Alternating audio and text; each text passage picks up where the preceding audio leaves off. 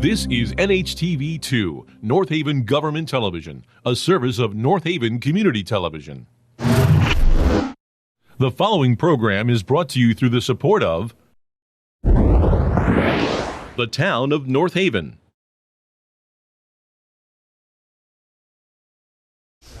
Good evening, and welcome to the October 26, 2021 meeting of the Board of Police Commissioners. My name is Larry Lazaroff, Chairman. To my left is Robin Wilson, Vice Chairman. To my right, Mark Calafiore, Secretary. To his right, Commissioner Meade. And to his right is Commissioner Bob Hannon.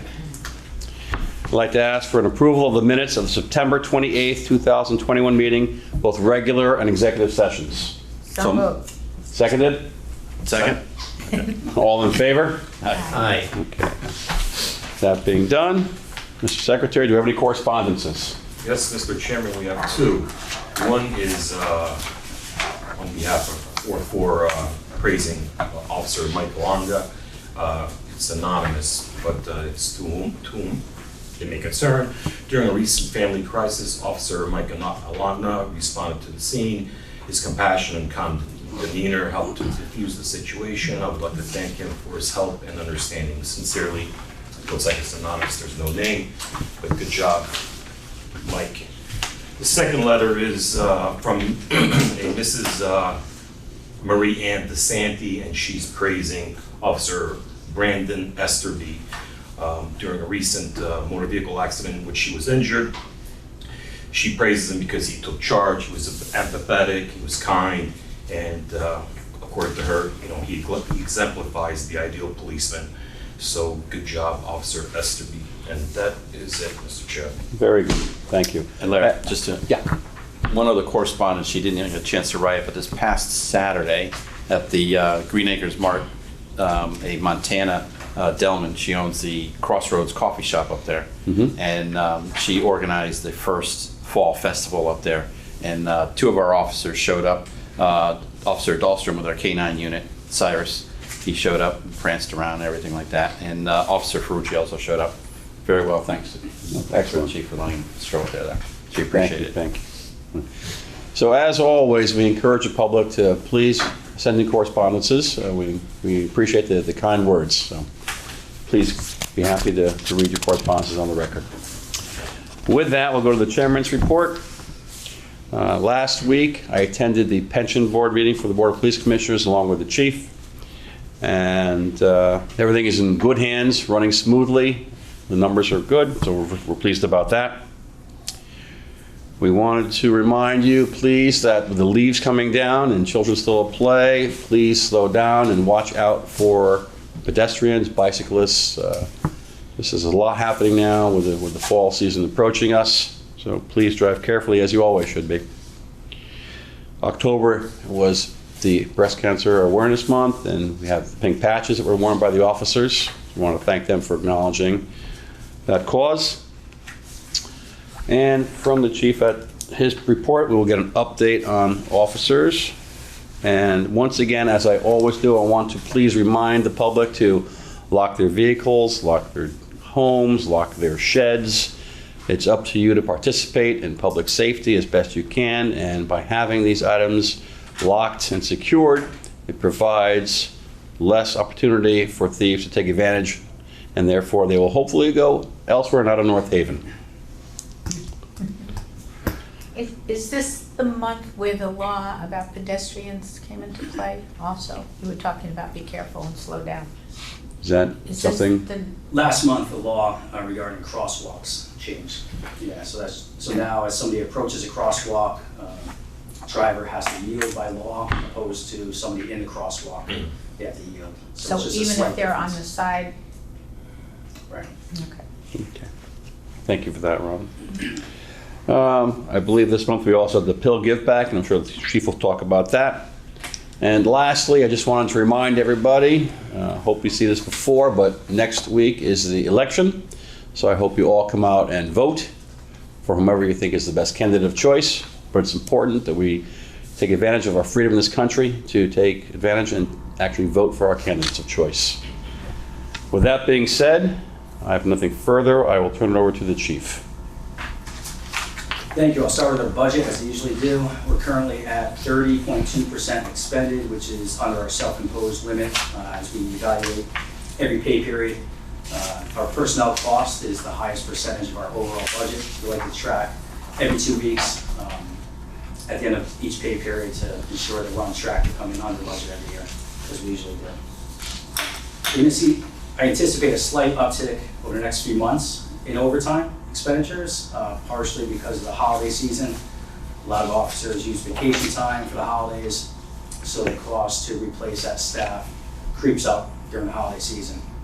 Also anticipate an increase in overtime for training for a number of different reasons. We recently conducted VirTra training. VirTra is a piece of equipment that is housed at the Milford Police Academy.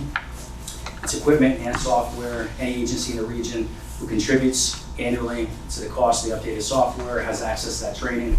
It's basically a room that has 180 degrees of floor-to-ceiling screens. The operators of the software walk the officers through different, very realistic scenarios. Depending on how the officers act or react, the operators of the software can change the scenarios. It's basically for use of force, de-escalation, and decision-making. And it's a great tool for us, and we're happy to be able to get back to that now that COVID has kind of rounded the curve. We also see an increase in recertification classes. Because of COVID last year, Post at the state level extended the deadline for recertification from June 30th of last year to this year. So we're working on recertification training for 2/3 of our agency. The certification process is a 3-year process, so each year a portion of the officers go through recertification. And the basic recert class is a 40-hour class, so we're either paying the officers overtime on their days off to attend it, or on their days on, we're paying to fill their spot in patrol. So there's an increase in overtime for that, but it's very important. We put a high priority on training for obvious reasons. And we're actually hosting that recertification training in this room for November and December. We like to highlight the new police department. North Haven's a very convenient place to travel to from the region. To give an example of more on-ground training that we've seen as things have opened up with COVID, everyone pivoted to a lot of online training, Zoom meetings, virtual training. So now we're getting back to in-person training, which I think gives you a better quality of training. Over the past month, we sent an officer to drug identification training, which is valuable for obvious reasons. We sent 2 officers to crisis intervention training. There's a lot of de-escalation aspects of that, some things that are really timely and have been a part of the police accountability bill. So that's really important to circulate as many officers through that training as possible. We sent 3 of our junior sergeants to a well-received leadership training that was a few days long. We think it's important to really elevate our sergeants to mid-management levels, even if they're not holding the rank of lieutenant or captain. We like to train them to that rank. Same thing with lieutenants, train them to the rank of captain to give them better leadership qualities. And you know, they talk about and train up on a number of things: basic leadership, internal affairs, how to mentor, how to counsel officers under their command. So that's very valuable for us. We sent 2 officers to the Advanced Roadside Impairment Driving Enforcement Training, or ARIDE. This is a class you're going to hear a lot about. Our efforts are going to be to get as many officers as possible through that class. It's advanced DUI training, but more specifically and timely is with the legalization of marijuana and the struggles for enforcement of driving under the influence of marijuana. This is the first advanced step to being able to identify those symptoms and document them properly if enforcement is needed. And we sent 1 officer to methods of instruction. So to certify the officer to become a certified trainer at the state level. He, along with the rest of the training staff, can conduct training right in this room at a less expensive cost to the town because they're the actual trainers, and we will get post credits towards recertification for the training efforts that they make. So it's been busy on the ground training lately, and we're happy about that. For the traffic report, I have 6 issues for tonight. 3 we heard about last month. These are just updates with the recommendation, and 3 minor new ones. The first is from Old Clintonville Road. we spoke about last month. I received 7 letters requesting a speed table at that location.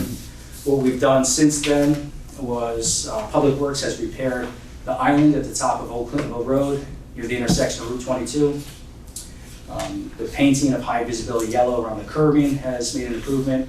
We've replaced a sign that says divided highway there. We've also conducted radar enforcement efforts there and observed traffic, and we saw no violations, no crashes. So if you'd like to entertain a motion, I would recommend we deny the request for speed tables on Old Clintonville Road. Okay. I had driven by there myself, and I noticed a vast improvement in the area because of the bright painted areas there now. So it's very visible and very obvious what's going on there. So I'll certainly entertain a motion to deny the I'll speed make table that there. motion to Okay. deny. I'll second. signage. Okay. All in favor? Aye.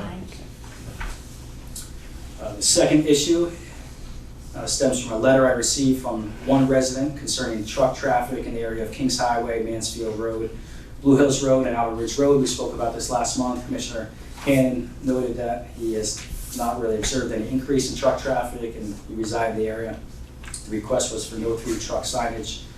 We had traffic officers spend time in the area, and it is a larger area, so they spent time on different roads in the area, and they did not note any increase in truck traffic or anything inappropriate.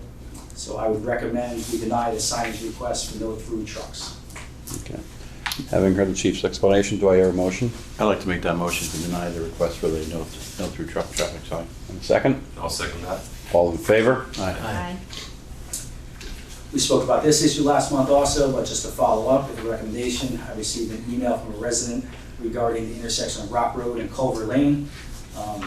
Just to recap, we currently at Rock and Manor have a crosswalk painted with signage for a crosswalk. That crosswalk goes from a sidewalk to a sidewalk, which is appropriate. During school hours, we have a staffed crossing guard there to assist with students. This request was for 1 block north of that location to have a stop sign and a crosswalk with signage. There's not a sidewalk on one side of the road, so that would deem that to be inappropriate alone. Also, it's not in our best interest to, in my opinion, in our opinion, to spread out the options to cross Rock Road without the crossing guards there. So I recommend that we deny the request for the crosswalk and stop sign at Rock Road and Culver Lane. Okay, having heard the chief's explanation and rationale behind that, do I hear a motion to deny that request? I'll make that motion that we deny that request. I'll Okay. second that. Okay, all in favor? Aye. The fourth issue was an internal request. At the beginning of the school year, the principal reached out to Sergeant D. Pascal, as you know, who leads up our traffic division and prepares these reports for you monthly, does a nice job. The issue they had at the elementary school was driven from COVID-related issues with a dramatic increase in parents dropping off their students and picking them up in the afternoon opposed to taking the bus. Which schools is we're talking about? We've had a few issues, but this one specifically is Clintonville Gotcha. Elementary School on Sachem Drive off Mhm. Route 22. So what was occurring was as parents came in off of Route 22 and parents came out of the neighborhood on Sachem Drive, they were staging and queuing on both sides of the road, so traffic was not able to go through the middle. It was creating a traffic jam opposed to all the staging and queuing coming from one side. So Sergeant D. Pascal's recommendation, which I approved, was to put temporary no parking signs southbound on Sachem Drive in the area of Clintonville Elementary School. We've done some observations there with our SRO, who works there full-time, as well as our traffic officers. It seems like that has alleviated the problems.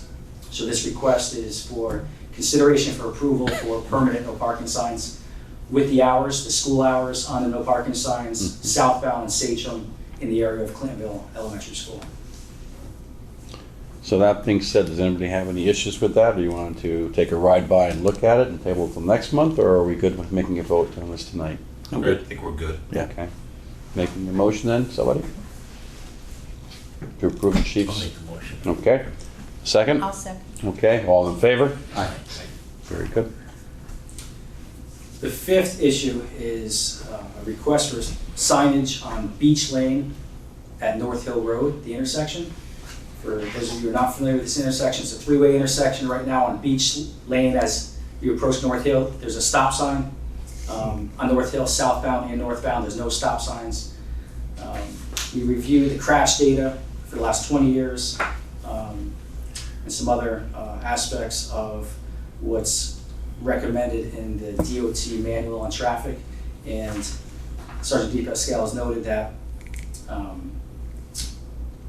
that B and C of the crash manual, the traffic manual, excuse me, we are above their criteria. And that is, B is ability to see conflicting traffic upon approach to the intersection. So because of large mature trees and angles, it's difficult to see the oncoming traffic. And C is the crash data, which we have far exceeded the crashes at that intersection. So there's a number of recommendations that I'll read into record. Maybe if there is a need for a motion, the motion would just be as read into record, so it doesn't have to be repeated to help out.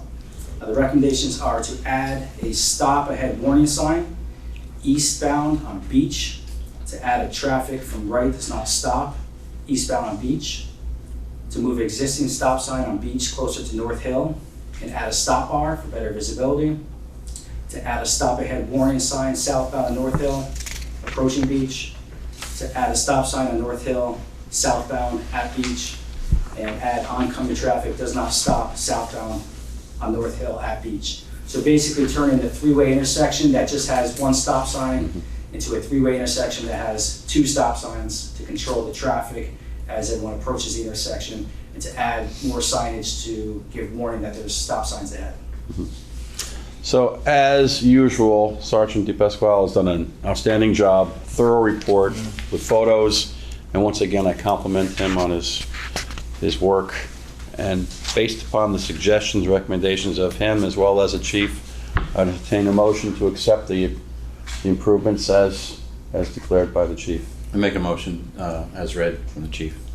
Do I hear a second? Okay, good. All in favor? Hi. Aye. Aye. Good. Very good.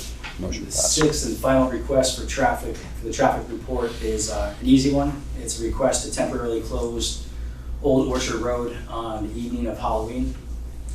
This is not going to impact emergency services because of the nature of the roadway. It's not a cut through, it's a short roadway. It's only typically residents who drive down that road, and we have access on both sides.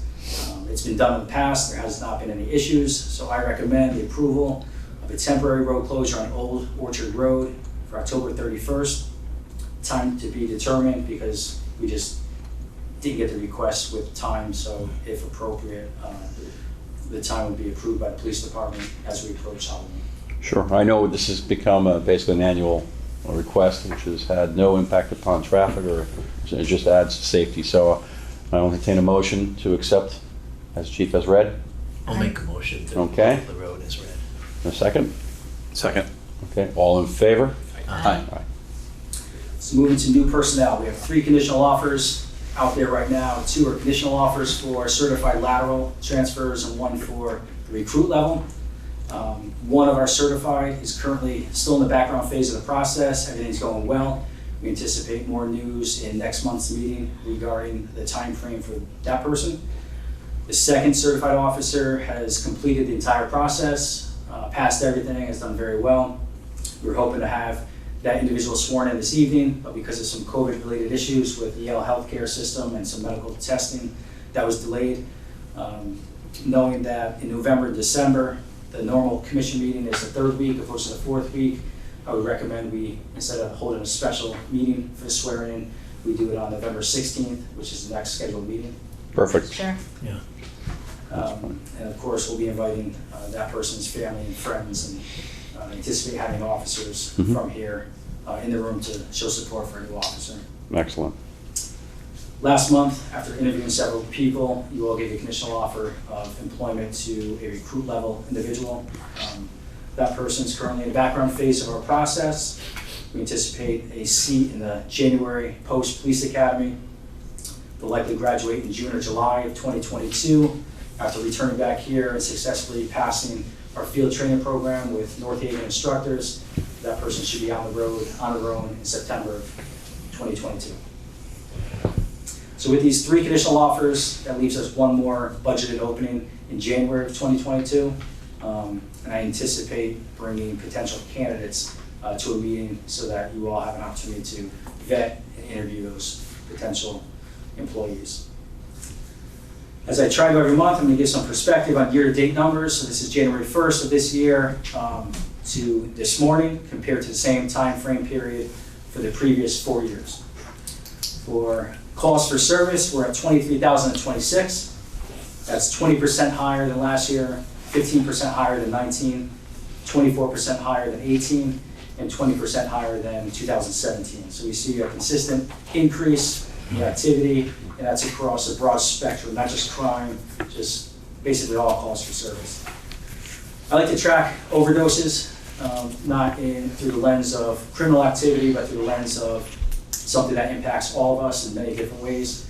Historically, we would respond to an overdose, do our best to save that person's life, send them to the hospital if appropriate, and then walk away.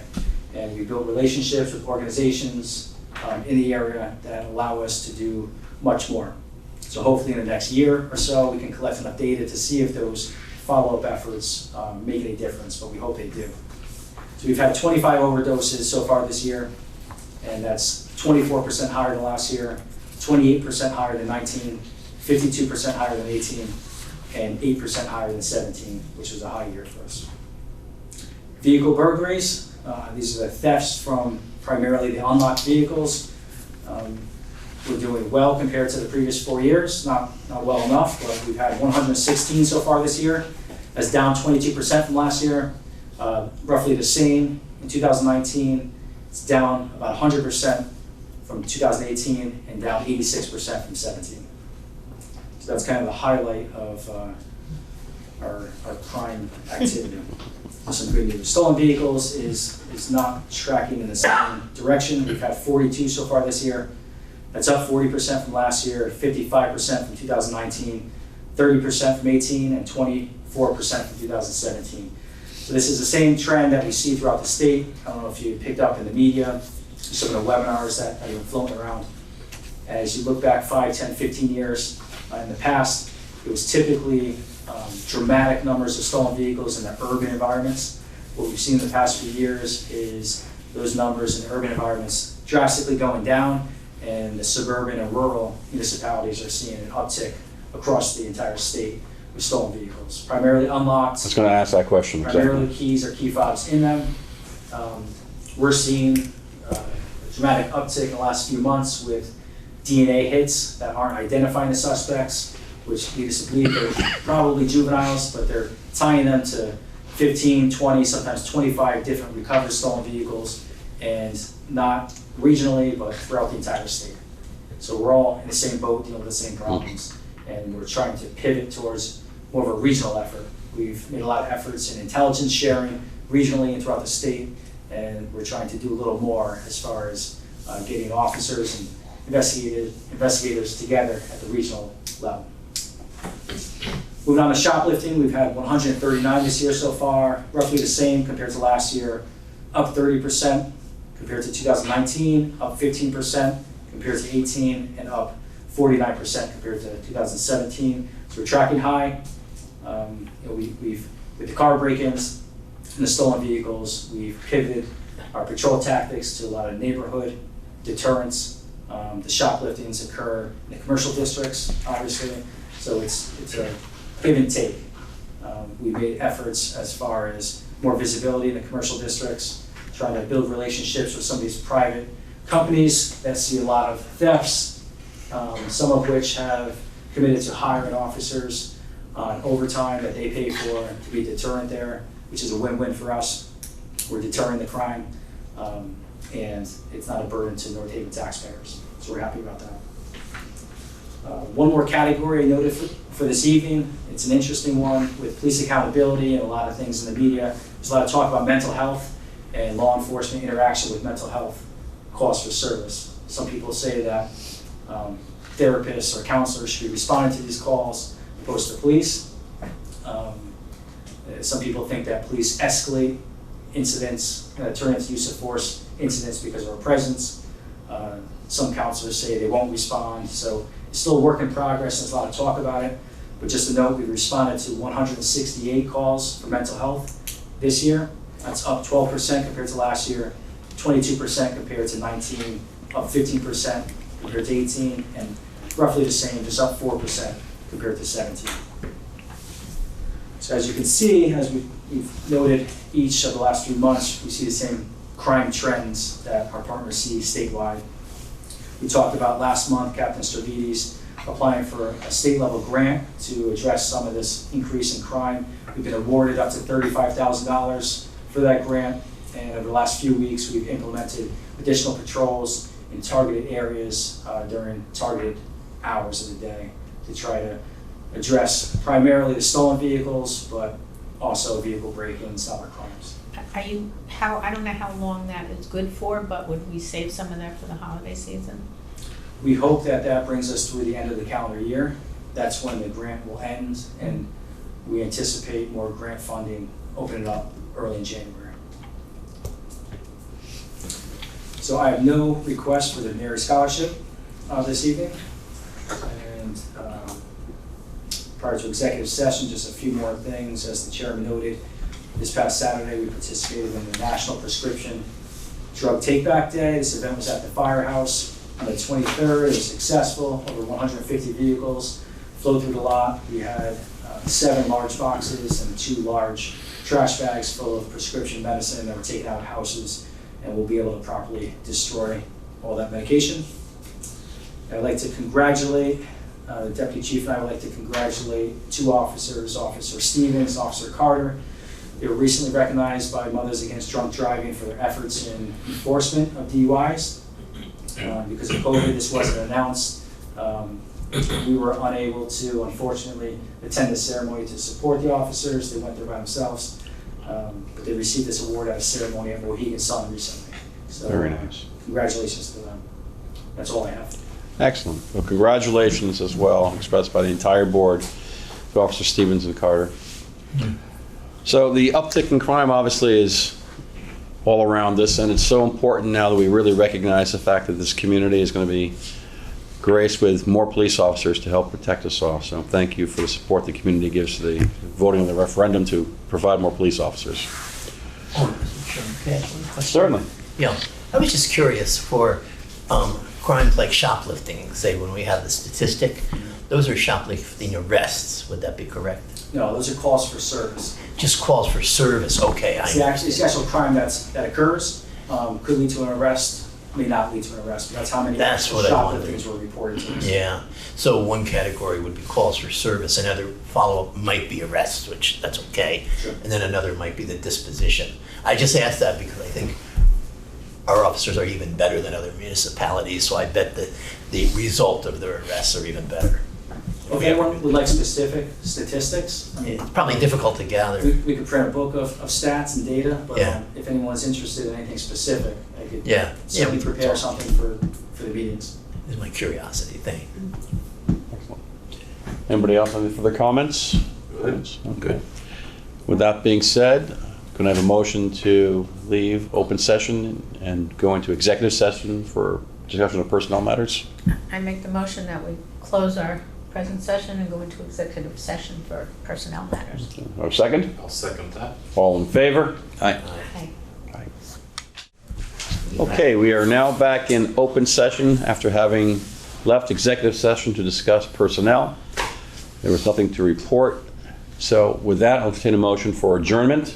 Make a motion to adjourn? Second. Okay, all in favor? Aye. Okay. Thank you very much. The preceding program is brought to you in part through a grant from the town of North Haven.